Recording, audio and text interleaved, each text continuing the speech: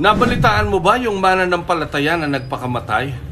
Ang sabi pa naman, mananampalataya. Bakit kaya nagpakamatay kung talagang mananampalataya? Alam nyo, maraming bagay sa buhay natin na dumadating, may mga problema, lalo na, no? Minsan, mababalitaan mo, may sakit, manlulumo, may utang, malulungkot, no? Nagkaroon ng problema ang anak, nagkaroon ng problema ang asawa, hindi matutulog, hindi mapapakali, iiyak ng iiyak.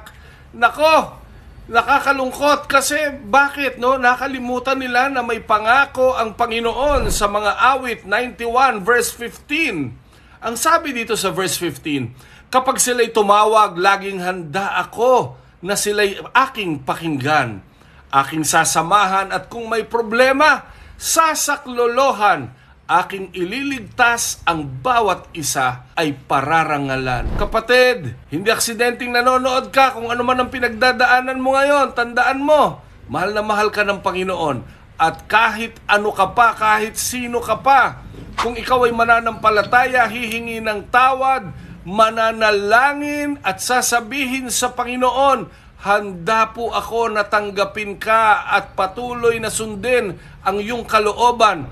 Alam mo ba na ang ating Panginoon hindi magdadalawang isip na hindi katulungan? Sakto, napanood mo to. Hindi ito aksidente. Plano talaga ng Panginoon na mapabilang ka sa kanyang kaharian. Sabihin mo lang, Panginoong Jesus, maraming salamat sa pag-ibig mo. Sa oras na ito, humihingi po ako ng tawad sa lahat ng aking mga kasalanan. Tinatanggap kita bilang aking sariling Panginoon at tagapagligtas. Simula po ngayon, pumasok ka sa aking puso at manahan na doon. Ito po ang aking dalangin sa pangalan ni Jesus. Amen, amen, amen. Kapatid, kung sumunod ka sa maikling panalangin, naniniwala at nananampalataya ako, lahat ng problema mo, hindi ka na mag-iisa. Sasamahan ka ng ating Panginoong Hesukristo.